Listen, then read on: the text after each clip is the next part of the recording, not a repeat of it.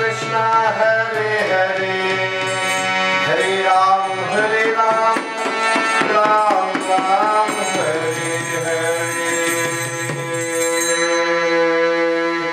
Jagat Guru Swami Srila Prabhupada ki.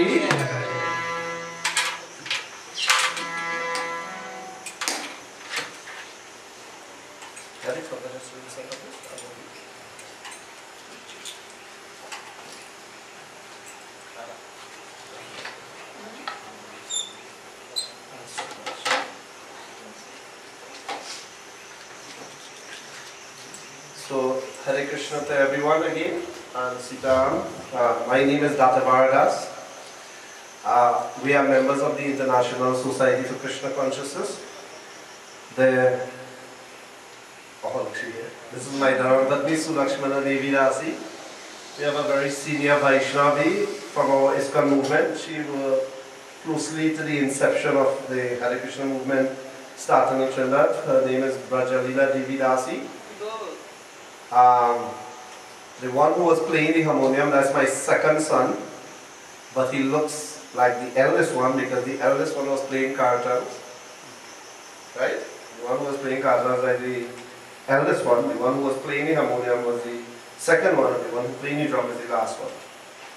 So all three sons, and I have a grandson, 5 years old, he didn't come, but is the first son child. So now that I introduce myself, we will read a little bit from Bhagavad Gita. But we will just read the invocation mantra a little bit. Om. Please clap your hands and join your eyes. Join your hands and close your eyes.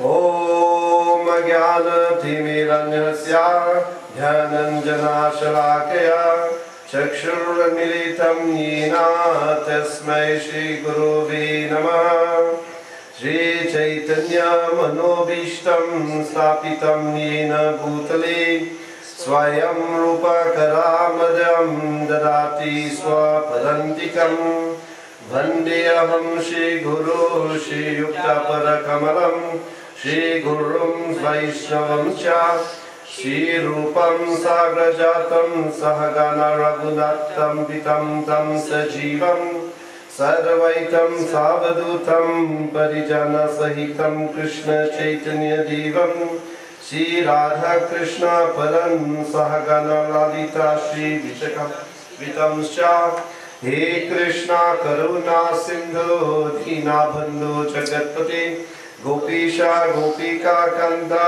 Radha Kanta Namastuti Tatta Kanchana Gaurangi Radhi Vrindavaneshwari Vrishabhano Sute Devi Pranamami Hari Priye Vancha Kalpatarubhesha Kripa Sindhu Bhayaivacha Patitanam Pavanabhyo Vaishnavyo Namo Namaha Shri Krishna Chaitanya Prabhu Nityananda Shri Advaita Gadadhara Shivasadi Gaura Bhaktavinda. Everybody together. Hare Krishna, Krishna Krishna, Hare Rama, again. Hare Krishna, Krishna Krishna, Hare Hare, Hare Rama, Rama Rama, Hare Hare, Hare Krishna, Krishna Krishna, Hare Hare, Hare Rama, Rama Thank you all very much. Very excited. So we will read from Bhagavad Gita. I have two verses that I would like to kind of elaborate or talk about on. Most of you here are from the Hindu background. Anybody who is not from the Hindu background? Please raise your hand on the seat so I kind of have an idea how I'm going to speak. Okay. The Bhagavad Gita is really the Bible of the Hindus. Okay?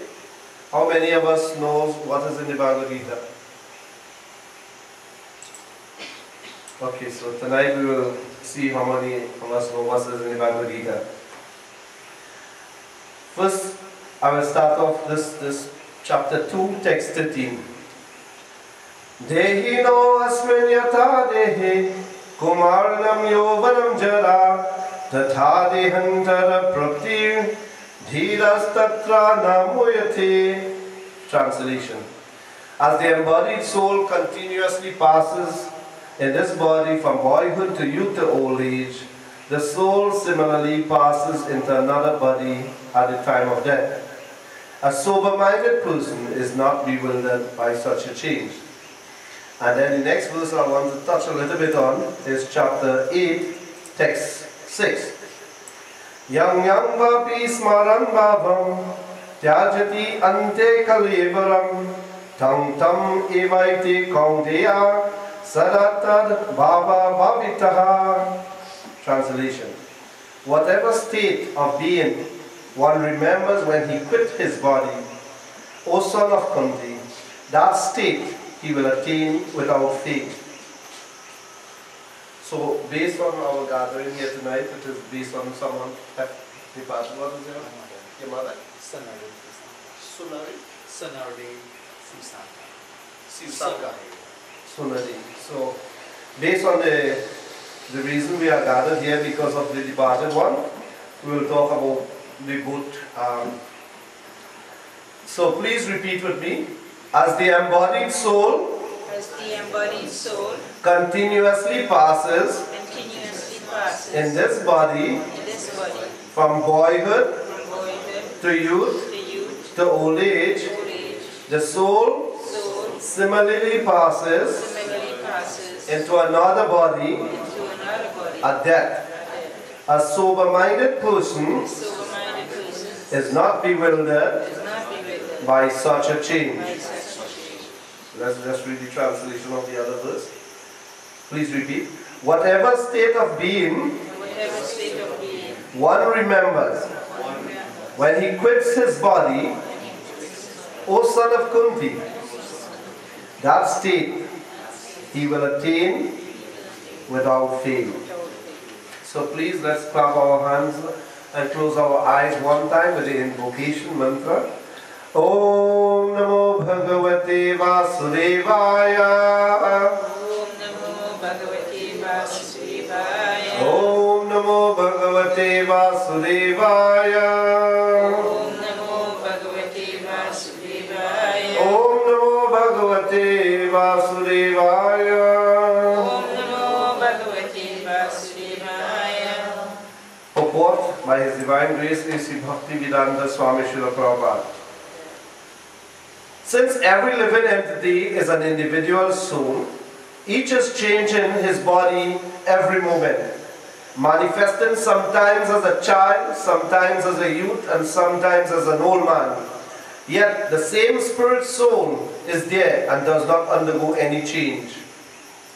This individual's soul finally changes the body at death and transmigrates to another body. And since it is sure to have another body in the next birth, either material or spiritual, there is no cause for lamentation by Arjuna on the account of death, neither for Bhishma or for Drona, for whom he was so much concerned. Just fix the camera. Such changes of body account for varieties of enjoyment and suffering according to one's work in life.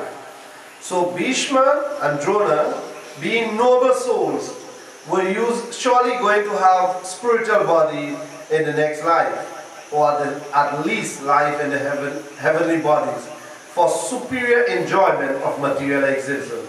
So in either case, there is no cause for lamentation. Namo Om Vishnu Padaya Krishna.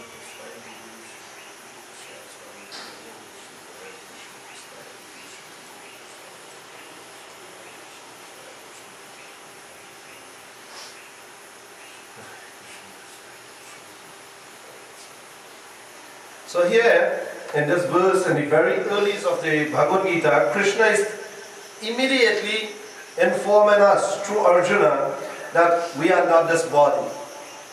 We are spirit soul. So if we are spirit soul, it means that we have no relationship with this body from this verse. Saying, as an embodied soul continuously passes in this body from boyhood to youth to old age, the soul similarly passes in the... So therefore, the identity of us is, who am I? This is when human life really begins. Human life really begins when we know who we are. So from making an inquiry, from the point of making an inquiry, that I wonder who I am, where did I come from, and what the purpose of life is. Hence the reason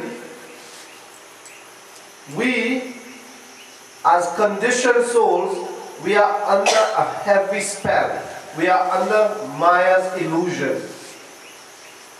And because we are under Maya's illusion, we tend not to make an inquiry of knowing who we are.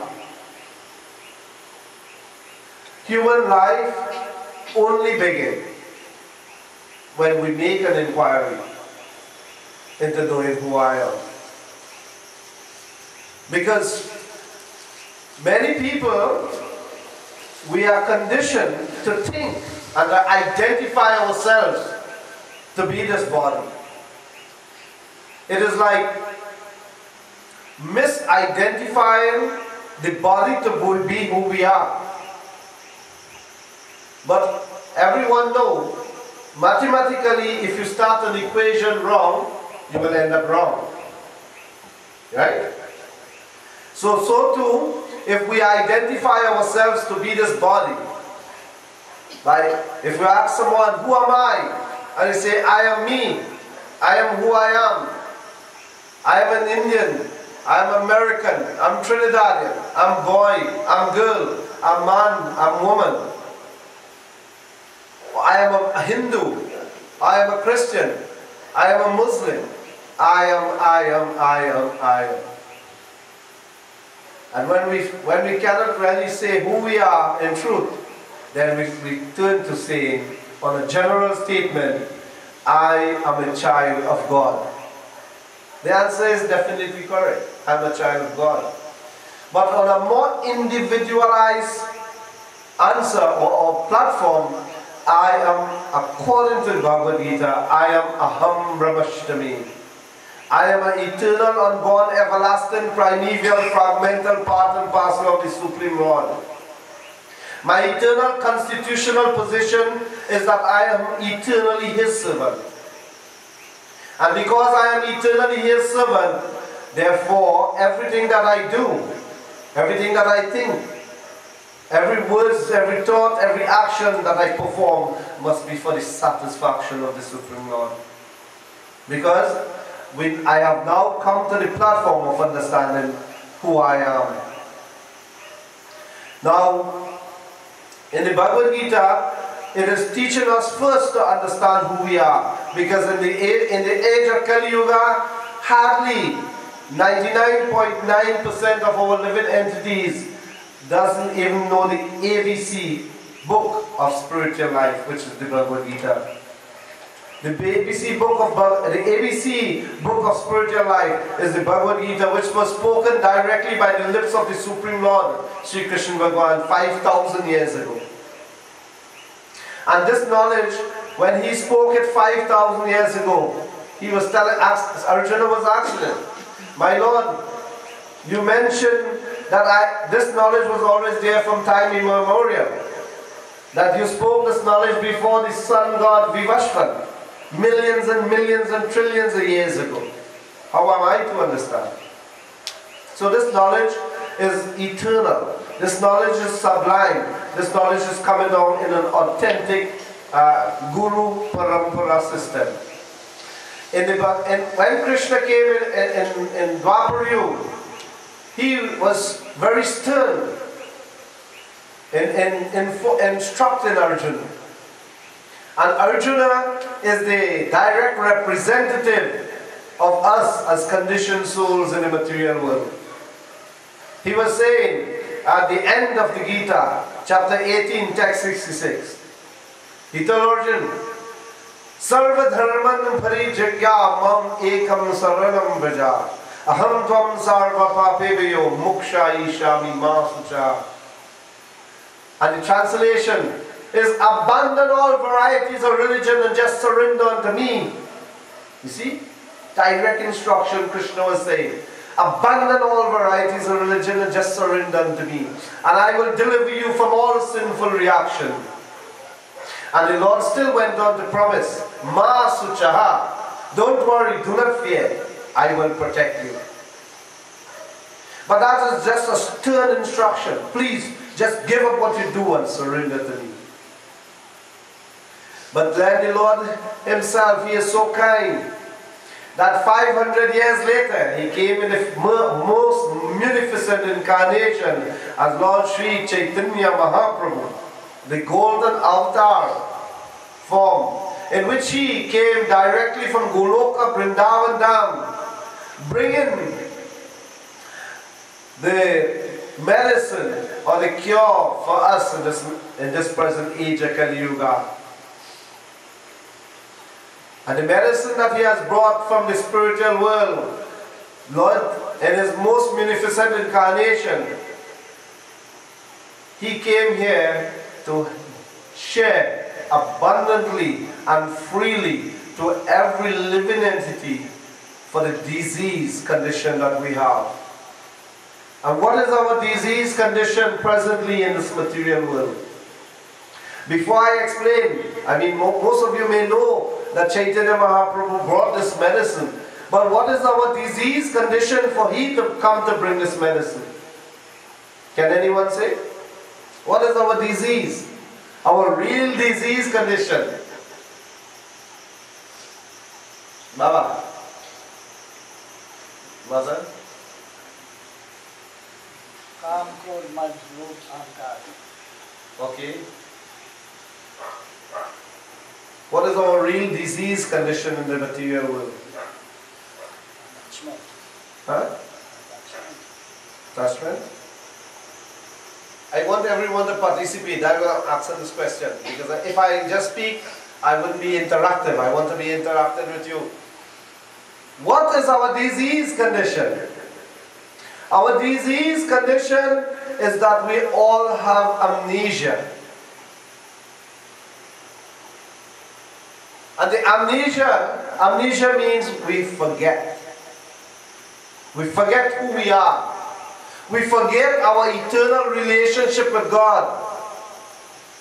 And hence the reason Chaitanya Mahaprabhu is coming to bring the medicine for us to re-establish that lost relationship.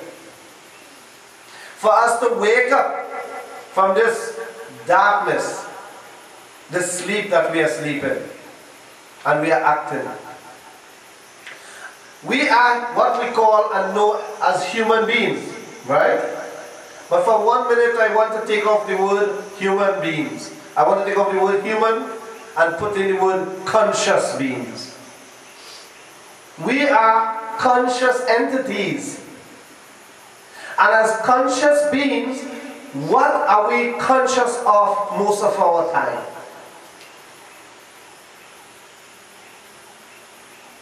We are conscious of so many other things because we are living in a society where we are misguided and misrepresented.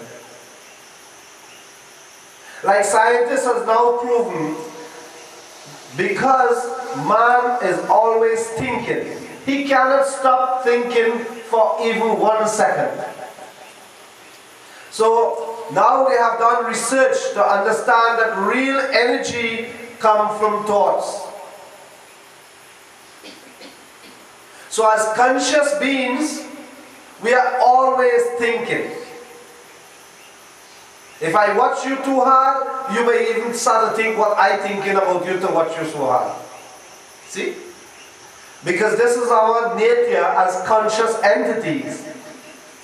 So scientists they have done a survey and they have done a research called quantum physics. Quantum something, right? And in that research, they have now proven that man thinketh at least 60,000 thoughts per day. This is why I said, let's leave out the word human being and speak about conscious beings. Because we are conscious through thoughts. And scientists have now proven we haven't utilizing our consciousness and thinking at least 60,000 thoughts for the day. How many good thoughts do we think for the day? How many bad thoughts do we think for the day? Well, they have ruled out that at least 10,000 good thoughts we may think. But what about the other 50,000 thoughts? They are like garbage. So if we thinking at least 50,000 thoughts per day as conscious entities, it means we are misusing this human form of life. In other words, we are storing a garbage dump within our consciousness. But just to show you how clean our hearts are, by thinking at least 50,000 bad thoughts. If you multiply that per week, if you multiply 50,000 per month, per year, for how old we are now, and how old we are pertaining to passing through 8,400,000 species of lifetime. Can you imagine if I had the power to let us see within our own consciousness how great this garbage dump will be? So we are walking around with this big garbage dump within our consciousness. And yet, being under the spell of the modes of material nature, we sometimes hear people say, I did it with a clean heart, you know. You ever hear a statement like that? You ever make a statement like that? I did it with a clean heart. But when you look into our heart is accumulated with so much of garbage that the natural tendency of a garbage dump, what does it attract mainly? It attracts negative energies. It doesn't attract anything positive. Is it not? What do go and live where garbage is? Rodents, scorpions, snakes. No, you might find a swan going there, right? You wouldn't find any clean animals want to go there. You will only find dirty, conscious entity like a hog, like a dog. These animals will want to be attracted to go to the garbage dump. This is similar to what this Prabhu was saying. Anger and greed and hatred and lust and envy and jealousy. So we are embedded with this in our consciousness. But under the spell of the modes of material nature, goodness, passion and ignorance, we now act as though we are pure in heart. But to become pure in heart, it takes some austerity, it takes some sincerity, and it takes some persistence. And it takes a lot of practice. Because there's 8,400,000 of species of life we have passed through before we somehow or the other got this human form of life. And now that we have this human form of life, now we are misidentifying ourselves as woman, as man, as male and female. Because we are now acting on the platform of the senses, seeing, hearing, tasting, smelling and touching. These 5 senses is like 5 venomous snakes with very deadly poisons. These senses is only seeking pleasure. They want to enjoy on the platform of the body. And they are doing everything possible to subdue the mind. And these senses, somehow or the other, when we associate and when we are misguided also, these senses somehow or the other sometimes conquer our mind. And hear what? Almost every one of us allows our mind, our senses to conquer our mind. And hear how. Have you ever made a statement for yourself and say, I ain't make up my mind as yet? Sometimes we fall victim and we say like that, is it not? I ain't make up my mind as yet. So who is in control? Your mind is in control or you is in control? And because we allow the senses and the mind to dictate for us, they become so more powerful that they even conquer the mother of all senses. And what is the mother of all senses? The intelligence. And when intelligence becomes lost, havoc takes place. This is why we have no control of our younger generation anymore. Because now intelligence has become lost. What is now called intelligence is academic studies. So when mind and senses, they tie up intelligence, then it means we are living a life just like running a race to see who will fall off the cliff first. And that is what we are living in our society today.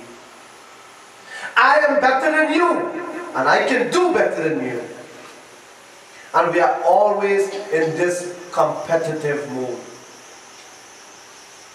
But yet, our position of competing with each other, to have more than each other, is based on how good you can eat, how good you can sleep, how you can mate, and how you can defend. And these principles, eating, sleeping, mating, and defending, they are propensities of the animals. That is animalistic propensities. So therefore, we are technically two-legged beasts or two-legged animals, as long as we do not apply our intelligence to know who am I. And therefore, we are running a race even with the animals. Because the animal eat, you eat. The animal sleep, you sleep. The animal mate, you mate. And the animal defend, and you also defend. So where is the difference? The difference is that the animal do not have an intelligence to make an inquiry of how we are put into a miserable position, a helpless condition, where we are going through birth, old age, disease, and we are dying. They do not have that intelligence to understand that we are in a helpless position. And we are helpless and compared to just like a man that is drowning. A man who is drowning, he is in a helpless position. If he sees a straw, he will even grasp at the straw. We are exactly drowning in this material world of darkness. And yet, under the spell of the external energy of the Supreme Lord, we still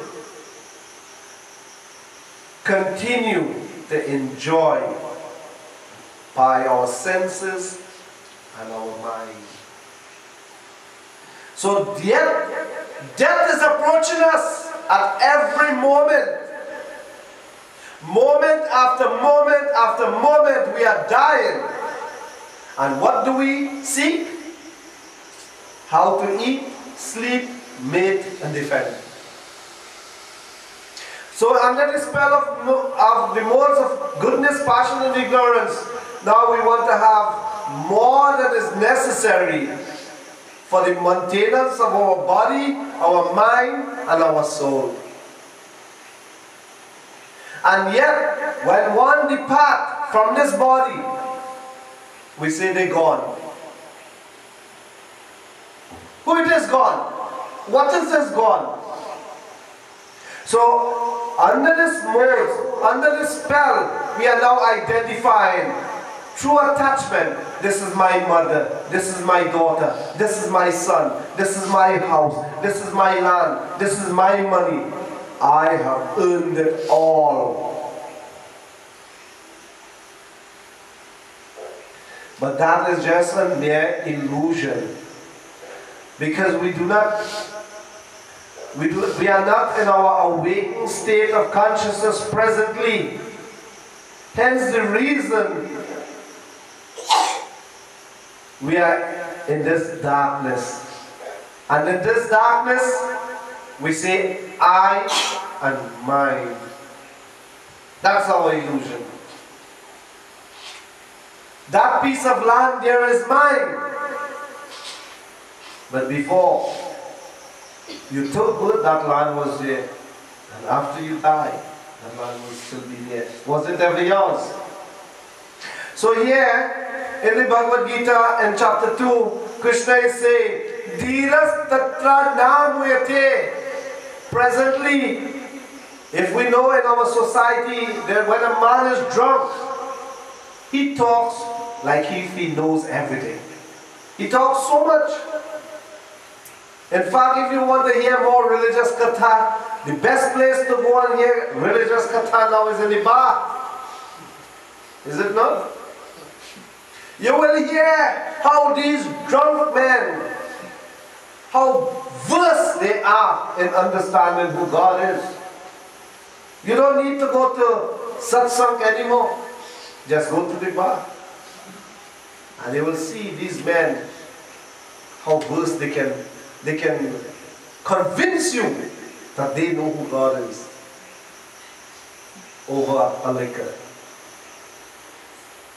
We ourselves as conditioned souls, we want to be servants of God. We want to do what is right. But because we are helpless through our own conditioning,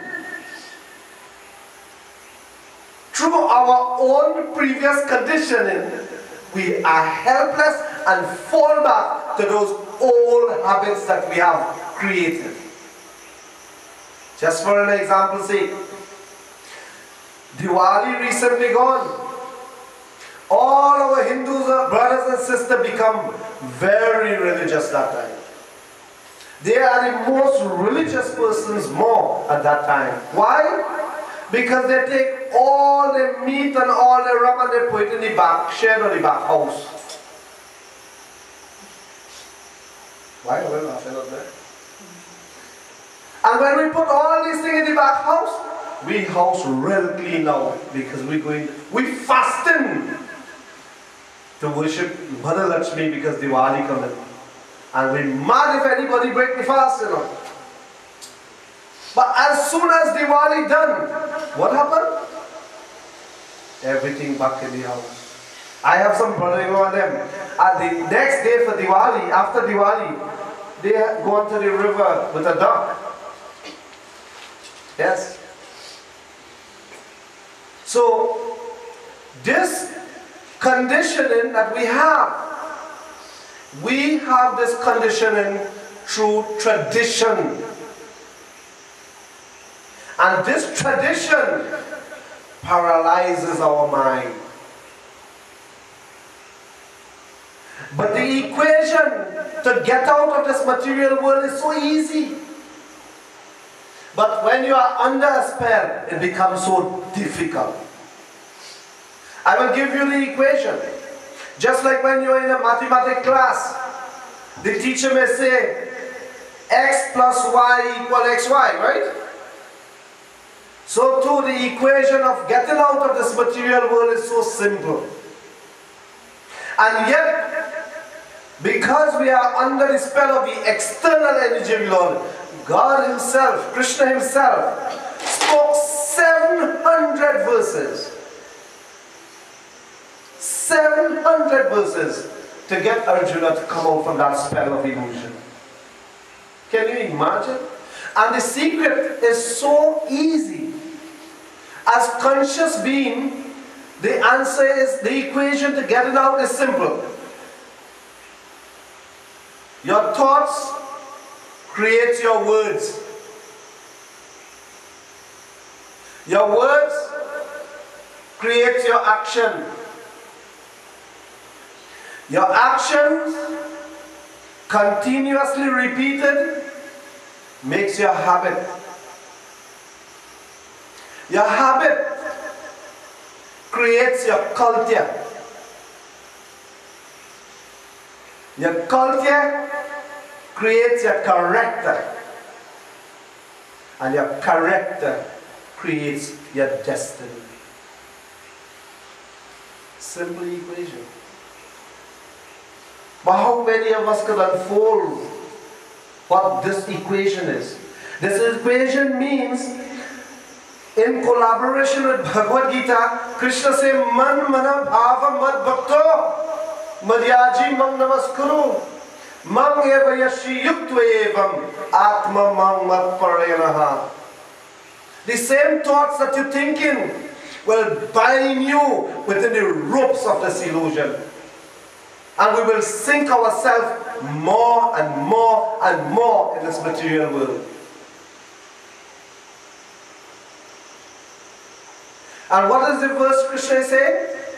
In order to free yourself from the cycle in this material world, he's saying, always think of me. Same thoughts, but now you're converting the thoughts into thinking of the Supreme Eternal One. He is advising. Just always think of me, become my devotee, offer obeisances to me and worship me. Being completely absorbed in thinking of me, then you will come to me. But what do we think of? Mostly, we are money conscious. We are health conscious. We are sex conscious. We have so much other things that we think in our mind. And yet, the thing about it, no one can say when they will die. Hence the reason I wanted to touch this verse, where Krishna said, whatever state of being one remembers when he quit his body, O son of Kunti, that state he will attain without fail. So if, for instance, we didn't practice what the Supreme Lord asks us to do, then if death were to approach us now, what will happen to us? Where would we go? Can I ask a question now? Where would you go when you die? Anyone know?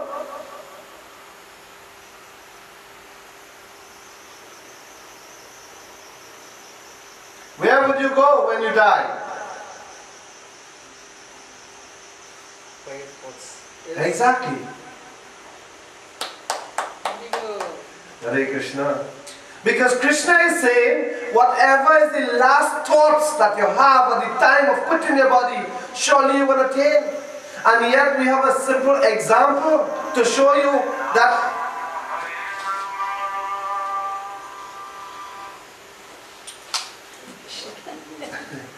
now we have a very simple example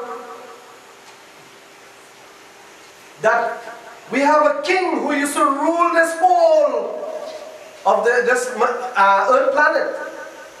Who can tell me what is the name of the king who is to rule this whole planet? One name.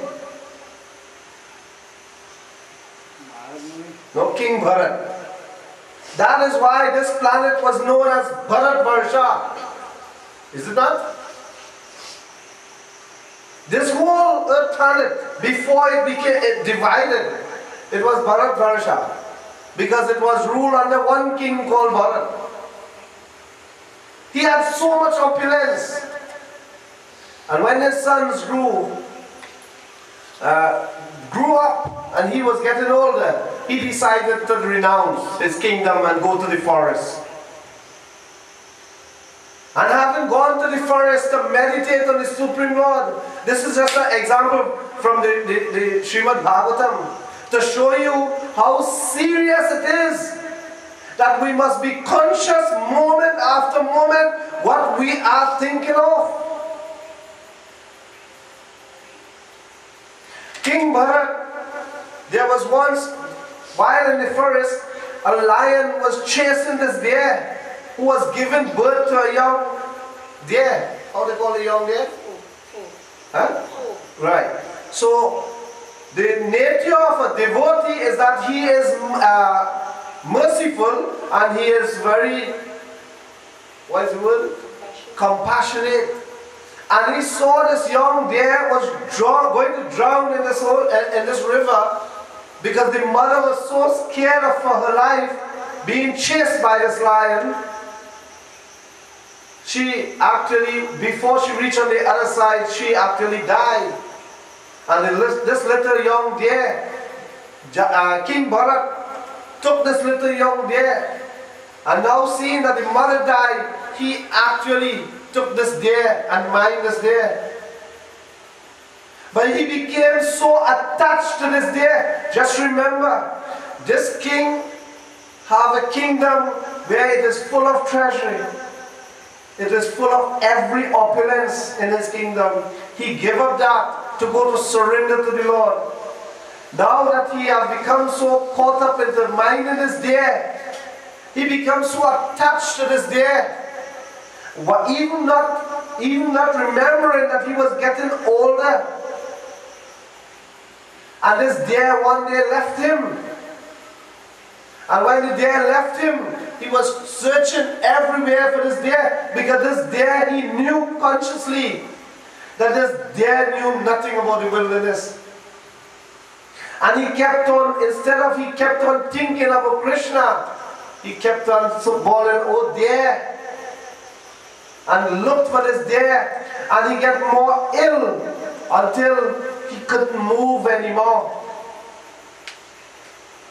And while he was still conscious and dying, this deer came back, just close to his death, and the deer licked him on his face. And King Bharat was so happy, and he just bawled, oh dear, and he died. But the universal law is, whatever is your last thought at the time of death, you will surely take birth as. King Bharat took birth as a deer. Despite his level of consciousness to give up his kingdom, to go to the forest, was at the level of Bhav Bhakti. And still from that level, there is a level lower than that called Sudha Bhakti. So he surpassed Sudha Bhakti and he went to Bhav Bhakti. And after Bhav Bhakti, there is only one more state. And from that level of Bhav Bhakti, he fell down. He fell down into the animal kingdom as taking birth as a deer. You see? But because he was given a boon, despite he, as that Jivatma within that deer's body, he understood what position he had prior to being a deer. And he, in the form of the deer, being conscious and aware of who he was, he decided that he will do some tapasya, some sacrifice. So he decided to eat only dry sticks until he gave up his body. But in that dear's body, he was still a little bit conscious about God because he was granted that boon to remember. And in his next birth after the deer, he came back in the form of Dattavara. But when Dattavara took birth, he took birth in a king family again. But he was so conscious of the mistake that he made, remembering a deer that gave him the opportunity to take birth as a deer in his next life. So he decided to act in this lifetime as Dattavara like he dumb and foolish. His father was a Brahmin, and the father tried to teach him the Gayatri mantra. The father tried to teach him so many other mantras. And he was so absorbed in Krishna consciousness, and chanted the holy name of the Lord, he acted as though he was dumb and foolish. His other brothers taught him a useless person in the family. And they said that the father is wasting time with him. They had big gardens of cornfields. They used to plant big gardens. So they had corn, rare corn. So after the father departed, the brothers and them were so cruel. They didn't know how to deal with this invalid personality. And then they said, "Oh Dattavara, we will put you out there to run this, to be a scarecrow." And they put him out in the cornfield as a scarecrow. See? But he never mind, because inside he was fully aware that he was in Bhava Bhakti, and yet he fall down to a dear position. So he is no more taking the risk of going to lose this human form of life anymore. So he decided to always meditate on Krishna. And in this particular katha, in this other birth as Dattavara, there was some Kali devotees. They were looking for a living entity to sacrifice for Mother Kali. And they couldn't get. And they come across this Dattavara. So they decided that they will take this Dattavara and go and sacrifice him for Goddess Kali. But little do they know that Mother Kali is a Vaishnavi. And Dattavara is a Vaishnava. What is a Vaishnavi and a Vaishnava? A Vaishnava is one who always glorifies the holy name of Krishna. And so they anointed and bathed Dattavara. And when they bathed him and they anointed him and they was going to sacrifice him, Mother Kali as a Vaishnavi, seeing her own devotees going to sacrifice a devotee of Krishna, she actually came out from her own murti and destroyed all her own servants to save a devotee. In this katha, in the Srimad Bhagavatam, I can go on and show you how Dattavara saved a king and so forth. But the point I wanted to make is that he was a king and he fell by his last thought and took birth as a deer. So we have to be very careful as conscious entities. Moment after moment, we are under some stringent laws of material nature. Everybody knows what goes up. What goes up? That is a stringent law. If we do not know that fire burns and we put our hand in the fire, what will happen? That is some stringent law. We may say we do not care about the laws But we know, and due to intelligence, we may break our, even in our country, we may break our laws. But when we get catch, and when we get prosecuted, and they throw us in jail, then we are forced to follow the laws. Is it not? So despite we may say that these laws does not exist in our under the spell of our because we are under the spell of illusion, we may speak like that. A madman speaks crazy things. A madman speaks crazy things. I don't care for the law. And if we doesn't care for the law, it does not mean whether you believe or you don't believe that it will occur or don't occur. One can say they can fly, but does it really mean you can fly? Many songs have been made. I believe I can fly. Is it not? But what can I fly? So, in the Bhagavad Gita, Krishna is informing us that we can come out from the cycle of birth and death in this lifetime. In this very lifetime, we can come out from the birth and death. But the choice is up to us. And he says, we are already in a disease condition, and we break all the laws of God via 4 pillars of sinful life. We break every law of God via the 4 pillars of sinful life. And who can say what is the 4 pillars of sinful life? If you build in a house and you put up 1 post, it wouldn't be so strong. If you put up 2 posts, it wouldn't be so strong. You put up 3 posts, it wouldn't be so strong, eh?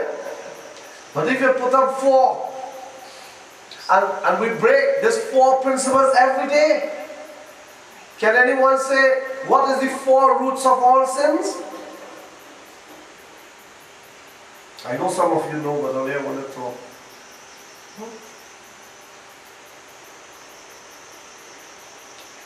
The 4 pillars of sinful life is meat eating. I can go deep into it. I wouldn't right now because time is short. Gambling, intoxication, and illicit sex life. These are the main pillars which have many sub-branches for our actions and activities. Even Jesus Christ, a pure servant of God, was teaching people in his era and time. He said, blessed are those who are pure in heart, for they shall see God. And he also said, which every one of us could complete after I say the sentence, what goes around? Nobody here, Baba. Videsh, we invite anybody else? What goes around? What does that mean? It is the dual nature of this material world. For every action, there is an equal reaction. The law of karma. But yet, we forcefully take lives of other living entities which is created by God. We didn't create it. And we partake of their body because we are habituated. Because our grandparents did it. Our great-grandparents did it. So it become a norm now. But I want to inform you, as conscious being within the equation of creating a habit, is your own monsters that's come back to haunt you. You know that? It means whatever good you do will come to you. But whatever bad you do will also come to you. I want to ask one question. Can I have you all to participate now? We only have a few minutes here. I want you to participate in this question. Just raise your hand. Just answer the first part and then tell me why. How many of us here likes to do good? Raise all your hand. I like to do good, so I raise my hand. How many of us here like to do good? All who hands is not raised, they do like to do good. Oh. Everybody likes to do good, right? If you do bad, bad will follow you. Is it not? How many of you do bad? You are very sincere. But therefore, the resultant action of doing bad will bear forth a fruit. But the point I'm getting to is that if you do good, good will follow you. And I am very happy to see that we are living in the mode of goodness to do good. But our doing good is not good. Can you imagine I'm saying that? Based on the Guru coming from the line of disciplic succession directly from the lips of the Supreme Lord. How can someone say doing good is good but not good enough? I'll tell you why.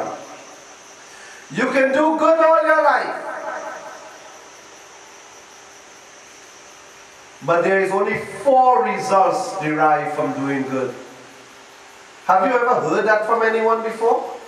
In any katha or any Ramayana or any satsang that you have heard, what is the 4 results derived from doing good? You must be in plenty Ramayana satsang. You ever heard that before? What is the 4 results derived from doing good? No? Anybody? Mataji, you look senior. Anybody at all? The 4 results derived from doing good. You could do good from the day you're born till the day you die.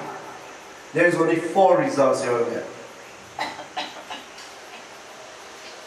And the 4 results that you will get from doing good is you will take birth as a very rich man or a rich woman. You will either take birth as a very intelligent man or intelligent woman. You will either take birth in a Brahmin home. And the 4th, you will either be a very handsome man or a very pretty woman. That is the 4 results derived from working all your life doing good. And Swami Srila Prabhupada has explained, if I have to work all my life by wasting this human form of life, only doing good to get these 4 results, into falling back into the cycle of birth, old age, disease and death, then what is the use of doing good? Huh? What is the use of doing that good? But yet, Swami Srila Prabhupada says, rise to the platform of goodness, use that platform of goodness as a springboard. So if you are in the mode of goodness and you like to do good, yes, that is a good platform to remain in. But use the platform of the mode of goodness as a springboard and leap off into pure goodness where there will be no reaction. And how can we come to that platform? Chaitanya Mahaprabhu, he has brought that medicine. And in the Brihad Naradiya Purana it says, Harinama, Harinama, Harinama eva kevalam, Kalonasteva, Ivanasteva, Ivagatiranyata.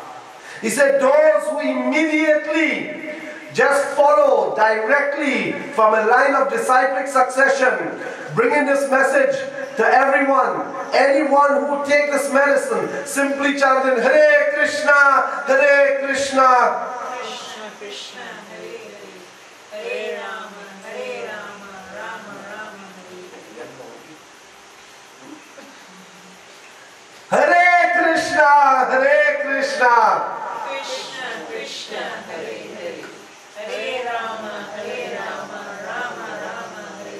And if we just take to this process, which was written in the Brihad Naradiya Purana thousands of years ago, before even the advent of Chaitanya Mahaprabhu. If we just simply take that instruction, it's just like a little child walking down the road with his father. And a little child walking down the road, he is so inquisitive, he wants to make inquiry of everything. What is this, daddy? What is that, daddy? And when daddy say, well, this is such and such, he is confident that my father said that is a bicycle. He didn't have to do research anymore to know that is a bicycle. He took it from authority. So if we follow the instructions of Bhagavad Gita, which in the conclusion of Bhagavad Gita, Krishna said, Tadvini pratipatena, paripasena sevaya, upanekshantite jnanam, jnaninas tattva darshana. If we could just take it from the authoritative source, from Guru Parampara, and just keep on chanting this Maha Mantra, then we immediately rise above the mood of goodness into pure goodness. So what is the reaction to chanting Krishna name? Krishna said, if you always think of me, at the end of this life, you will surely come to me. So there will be no more birth, no more old age, no more disease, no more death. Thank you very much. I have reached my time limit. I have 15 seconds to ask. If there is any comments, questions or corrections, I am opening the floor now for that. Should I have more time, I will go into more things, but time run out, so please, if you have any questions, or if I did make a mistake and you would like to correct me, just please correct me. And if I did not say anything wrong and you agree with what I say, then your silence speak. Any questions, Mama? So you're silent. So then my last statement is then, if you have no questions, you have no comments, you have no correction, then I ask you to forever hold your peace. Hare Krishna, thank you all very much. On behalf of Videsh Prabhu and his Dharam Patni, Nazmul, thanks very much for giving me the opportunity as a member of the International Society of Krishna Consciousness to elaborate and discuss what I have heard from other devotees and acharyas. For whatever I have said tonight, it is not of my own knowledge, it is based on the repetition of what was already said. I am just the postman bringing the message to you. Please, if you have to shoot, no shoot the postman. So thank you all very much. Hare Krishna.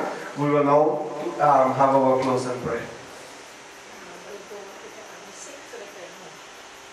With who? Anangira. And you complete it? Eh? If you can play with it, just try that. You can play with it. I can play with it. I can play with it.